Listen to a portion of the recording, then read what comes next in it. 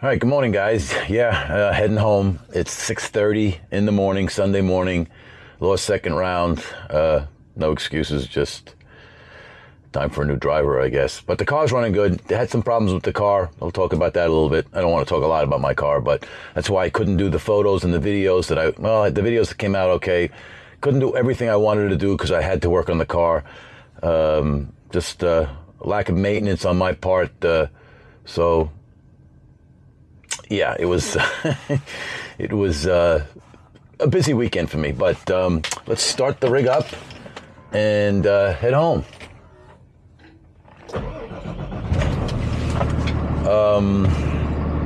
The weather turned out to be really good. We had a problem on Friday morning, a little bit of rain, showers, and it slowed everything up. But the program was pushed back a lot, and I hear people complaining a little bit how we get shit on, but that's just the way it is. This is what you expect when you go to a national event. I always tell people, enjoy this weekend or this race because the next one's probably not going to be much better. So, but I had a good time anyway, even with the issues with the car. And I'm going to talk about that in a little bit, but I'm going to go and dump, because this is what's nice about this track.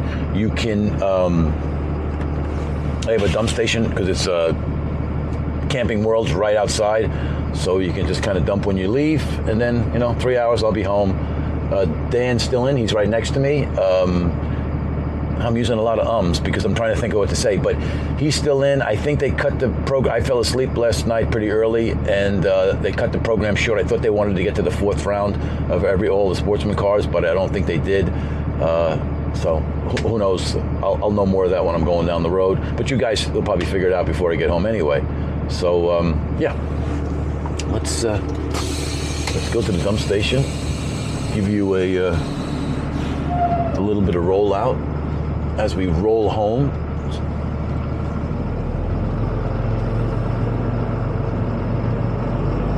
Always kind of sad to roll home early, but hey, there's another race. My next race is going to be in Valdosta. We're going to do the South Georgia Motorsport Park. It's a double down there, so it's a little bit of a ride. It's like 7.5 hours. So it's kind of like going to Gainesville. It's not, it is like when you get off, I think, exit 40-ish on 95 in Georgia. I think it's, I don't know, it's a 2-lane road, so it's not really a good highway to go, and it's, I don't know, another couple hours, so there's really no straight run if you live, in this part of North Carolina or whatever. Well, not this part, but where I'm where I live, you just take 95 straight down. I think there's a better way if you can pick up 75 if you live more in the central part of Division 2. But pits were plenty of room parking. I mean, they were parking people on the side, but there was plenty of room on this side. Got the pros or alcohol cars and the pros to my left. Alcohol cars to my right. Well, the showdown cars, it's Cook Brothers cars. If you can just pick that up, that's David Barton's ride and Super Stock. Figured I'd leave this time because the dump station should be, nobody should be there, and there'll be no traffic leaving. So.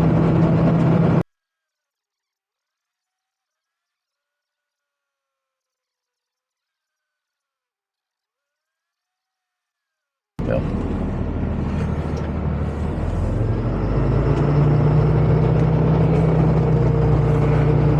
This is pretty good. Just that's what's nice about this. And there's Virginia has one. Let's see, who else has one? Galat definitely has one. So okay, we're gonna have to do it right here. There's 2 of them here, but this is probably the easiest one because I'll be sticking out on the road over there. But this looks good. All right, guys, I'm not going to show you the dump. I mean, that's something you guys don't want to see, so I'll be back. All right, guys, we are back. That was quick. This motorhome is a nice motorhome for dumping because it just drains really, really quick.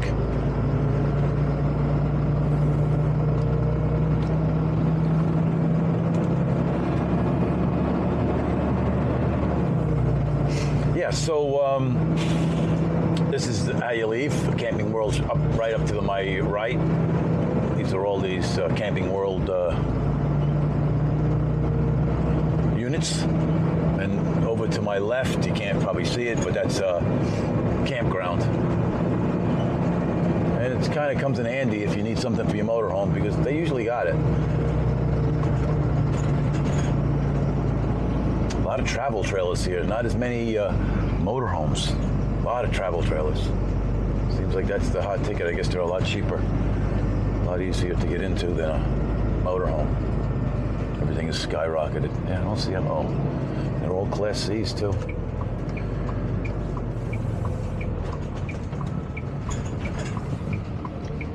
Okay, guys, we are leaving zMax. We'll be back in the fall, guys, for zMax. So let's talk about my issues.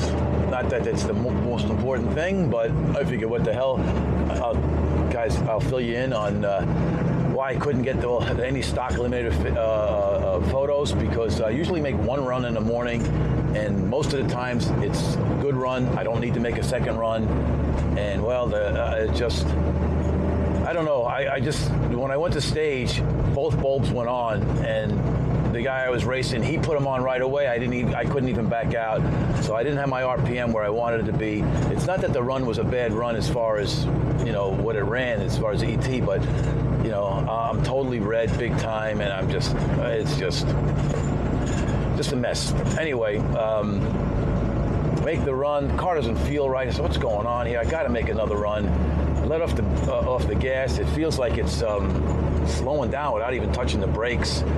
I said, well, what's going on? But I really didn't have time. I'm running around doing super stock photos. Come back, make another run. Figure, okay, just a bad run. Again, I hit the bulb right away. It's just like, it was just so tight, the tree, for me. Usually it's not that bad, and whatever. So I'm red again.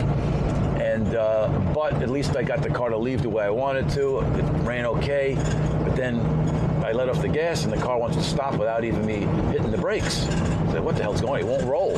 So I go by, check the front brakes, wheels spin fine, jack up the back of the car. I can't turn the wheel. I got dual calipers in the back, guys. This is the way to hold the car. But I think this is all my fault, because I tend to ride the brake when I'm going through the staging lanes, because back in the day I didn't have dual calipers, and it wouldn't hold unless the brakes got warm. And yeah, I don't have to do that now, and I guess I just do it by the habit, and it must have wore the shit out of the brakes. But so they got so worn that there was no more pads left. They were down to the metal. And what happened was, and this is all my fault, guys, totally stupid not to check this thing out sooner, you know, look at them, or, you know, the front brakes were fine, but the back brakes, and they weren't that old, a couple years old. And, but I guess from riding the brakes all the time, I guess you just can't do that with these type of pads. I don't know, you know, it was just kind of, yeah, it's just a stupid, I guess you could call me no maintenance Kenny. I know I always tell you how good the car is. I don't have to do anything to the car. And so what happened is, the reason that the brake pads, was because they were so thin, the pistons came out so far, they kind of got cocked, where the fluid wasn't leaking, thank God, but they wouldn't release because they were too far out. And I'm just lucky that the fluid didn't come out, because I would have had no brakes. But it was pretty much an easy fix. I figured, okay, I'm going to go home. Nobody's going to have any land brakes. Well, everybody I talked to, the brakes, the pads that I use are pretty popular. Lenny Loddig had some old pads. They weren't too worn, they were just used. And he had them for my setup, because I have lamb brakes, and put the brake pads in, and I was good to go. And but the problem is, guys, I had no time to do any of the photos, and yeah, I kind of feel bad about that, because I'm so used to doing it, and this race is kind of short and quick, so, and you don't have a lot of cars, and you don't have a lot of time. So yeah, so what I did was put the pads in, push the pistons back in, everything worked out great, didn't even have to bleed the brakes. And first round, I feel sorry, I raced Shane Oaks. He was the runner-up in the Gainesville race that they finished here. 002 green, I don't know how I got that, but I it was just a perfect hit on the tree. I didn't feel like it hit it hard, but it came up 002 green, and I'm breaking out because I don't know, because the car, by that, the brakes dragging, the car slowed me down 700s. So I dial a 49 and I bring it down, but I picked up 700s from my time shot, and the air was kind of the same, but I knew I'd pick up something, I just didn't know how much. So yeah, so I'm going, 3 under. He's can't run the number. He's 11. He's still good, but the car, he's just driving somebody else's car down here because he needed to run a G car, because that's what he, it can be a different car, but it has to be the same class. And yeah, so I got by that, and the car's running good, no problem. We run later in the day because things got backed up. They were supposed to do a couple of rounds right away with everybody. No, first going to be 1 round early Saturday morning for everybody, and then just round robin us at night. But Super Comp and Stock is the only one got 1 round because they got backed up. And yeah, so second round, I guess it was 8 o'clock at night. They pulled us out of the water. Bubba, Linky, he goes red for some reason in front of me, but he didn't even move. So they had to rerun that, but they sat us there for maybe 10 or 15 minutes. After I did my burnout, they had to stop because they said there's something wrong with the tree or whatever. And I'm not making that an excuse. I was calm, I was fine, everything was good, and I didn't need another burnout. And I go red big time. I just anticipated the bull for some reason. My concentration level lately, the last couple of races, has been absolutely terrible. But it is what it is. I was bummed at the time. It's more of, I guess, my bruised ego of, I'm okay with losing a round, but I don't want to look like, I just want to have a decent round, and it's, I guess it's the pride, and pride is not really a good thing, I don't think, anyway. That's what they say in the Bible, but yeah, so it's more of I'm just embarrassed about being that red, 46 red, that's pretty bad. But whatever, after about 10 minutes, I'm fine. I vent. When a buddy of mine came by, I vented with him, and it's good. It's good to go. So there's always another race. I fixed the car. I ordered new rotors because the rotors are pretty bad because I was metal on metal, and I don't know if you can cut these, but I don't want to cut them. I just want to. I bought new rotors. Got to order them from Lamb, and new pads, and I'll be good for the next race. And maybe I should go over the car a little more, unless, pardon me, guys, instead of just letting it sit in the trailer, because it runs so good. It's just good. Then I met my buddy Matt Kennedy. He was there. He works in the Charlotte area. He works for Roush Industries, and I said, Matt, I got to take the motor out this year at the end of the year, so you can freshen it up. So he's the original engine builder of it. It comes out of JDM, but Matt's the guy that did this one, and yeah. So that's Kenny's saga. I didn't really mean to bore you with all this stuff. It's more about going down the road. I like to talk about other things than just me. I don't really want to. I'm not into pumping up myself because there's nothing to pump up. I appreciate the kind words. A lot of guys come up to me. I met this guy Mark that watches me race, and we had a really, we really hit it off. So, just people coming up to you and just saying they enjoy what I do. That's all the. I guess that's the ego. That fills my ego more than I need it. I don't need to win races or anything like that. I mean, it's nice. I just don't want to embarrass myself when I'm racing. If I lose, I lose. I'm okay with that. But I just don't. And I just embarrass myself. I had the car dialed right, but the driver wasn't dialed at all. So yeah. So we're going to be about. Let me just punch in. I'm not sure I'm going to stop for fuel. I just want to get home. The weather's going to be beautiful today. Racing today, it should be great. I feel bad for the, I guess they're going to run these guys ragged to get their program done, but yeah, they're here on Sunday, so maybe that's a good thing. I don't know. Personally, I think I wish we could just run on, what the hell is this dude doing? I got to get away from him. He is all over the effing. Now, this is a fucking Muppet truck driver.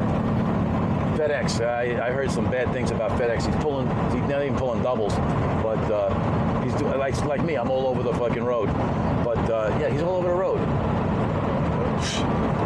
Crazy. Anyway, let's get back to I'm away from him, so. Yeah, so some guys like running on Sunday. I don't care. I wish they would run us all on Saturday. Maybe put the final on Sunday, because at least you have something to shoot for. But to be in the semis and then lose and have to wait all day, that sucks. Oh, he pulled over. Okay. All right, I can slow down now. I just wanted to get away from him. So my first Muppet of the day. Sun's shining in my face. I'm okay with that. Yeah, so the weather looks great for these guys, though, so it should be good. It wind up being a really, really good race as far as weather's concerned. I mean, a lot of people bailed, and and I asked that question. What's the criteria of bailing? I mean, is it the mileage? Is it the type of forecast? I mean, there's so many different ways you can look at it, and forecast changed every day for a week before this race started.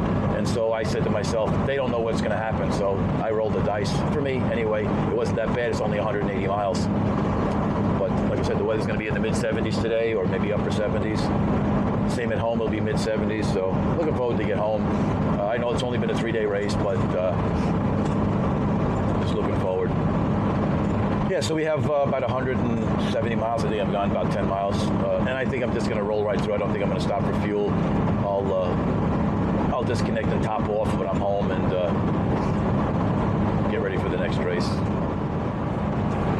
All right, so now it's Sunday, obviously, and it'll be very light traffic for most of the trip until I get close to Durham and Raleigh. Then I'm sure the traffic will pick up. But I think it's Sunday morning, 3 hours. What time did I left? 6:30. It's 6:57 right now. So I'll be about 11 o'clock, 11:30. I should be home.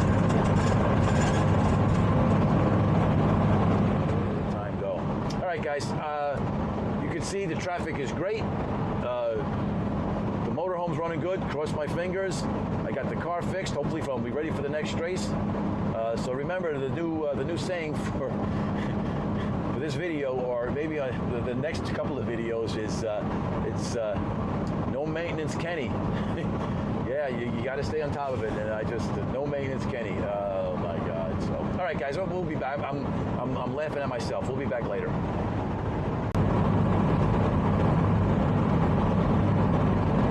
Okay, guys, I am back, and we have reached the halfway mark. And as you guys can see, smooth sailing, no traffic. I guess because it's Sunday morning, everybody's headed out to church, but there's nobody on the highway, and it's nice. It's super smooth sailing. Sun's beating me up a little bit because I'm going east, northeast, and it's where the sun comes from, the east. But still not bad. Smooth, like I said, smooth sailing. Halfway, about the halfway mark. Another hour and 20 minutes, 25 minutes. Should be all good. And I just wish every road trip was like this. It's a pretty good run when we go to Charlotte. It's not bad at all. The road is really good. There's one little section on 40 that's still under construction. It's a really tight 2 lanes for you, especially with the big rigs. Car's not a big deal, and the road is not the best. But I think it's like, 15, 20 miles. So the volume's starting to pick up a little bit, but still, it's great. This is just super. Man, I just wish every road trip was like this, but still got 80 miles to go, so anything can happen. But I just wanted to turn the camera on, roll down the highway, and we'll be back when I get closer to getting off the highway and closer to home. And I guess we'll just finish up my thoughts on the road trip and this race. Still, I'm not bummed anymore. I mean, I went out. Big deal. I'm just more embarrassed that I just can't be consistent on the tree. The concentration level. I guess maybe it's just part of age. I don't know. I mean, but you see some of these older guys, they just knock it down, but I just can't do it. All right, guys, I'll be back. Okay, guys, we are back and kind of rolling into I got to go through this little town before I get to my town. This is Wendel. Sometimes this turn can be a little dicey if people come to that stop sign, because we have to make a kind of a wide turn. Slow through it. I like this little town, Wendel, because it's just like a Midwestern town. It's the old mom and pop stores, restaurants, place if you want to get beer, it just sells beer. Just kind of sit down, relax. They got this little town square, I guess. I don't know what you call it. Like for Christmas and Halloween, they have all kinds of decorations out here to my right. It's like a little park kind of thing. You can see the gazebo. It's just, you know, I don't know, it's just kind of a nice little town. I like driving through here. You got to go through slow, just about a mile, and then we get back on a bigger route. But I like these little towns. It's just so much nicer than the malls and stuff. When you go up to Raleigh, I just hate going to Raleigh. It's early Sunday morning, so there's nobody out yet. But about noontime, people be coming out. And then we got Perry's Gun Shop that I frequent very often. Got a lot of inventory. Nice place to go. And then to my right, you have the police. So Wendel Police Department. And speed limit here is like 20 miles an hour. Then it moves up to 35. A lot of cross streets here.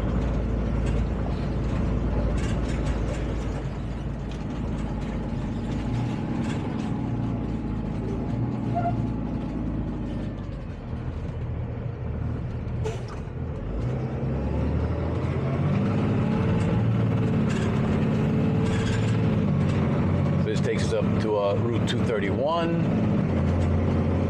I don't know what that guy's doing back there. Maybe the camera will pick it up. Look like he was praying. Just sitting there with his legs crossed. Kind of in a driveway. Commercial driveway, whatever.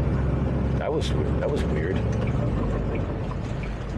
So then we get back on a kind of I guess a county road, 231.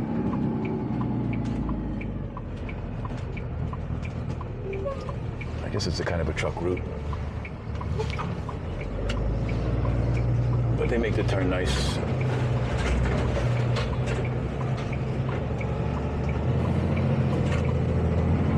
But it's wide enough to get big rigs through. And then we take this up to 96. And we'll be home. So roughly about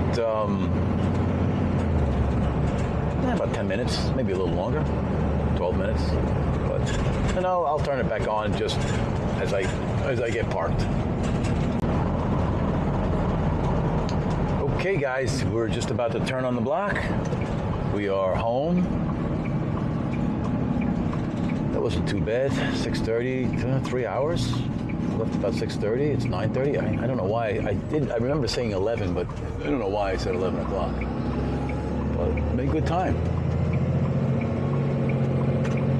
Nice quiet block. I'd like to go down. Hopefully they'll never build around here. Hopefully I'll have a house around here. But grateful for what I got. Yeah, so this is the routine, but it's opposite. Going in, going home.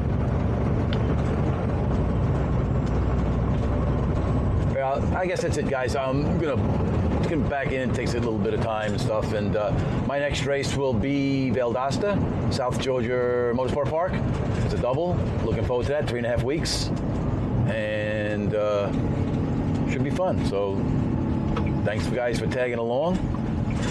I had a good time, even though I had some issues, but it's all good. And got to get the gate open. Back it in, and see you guys.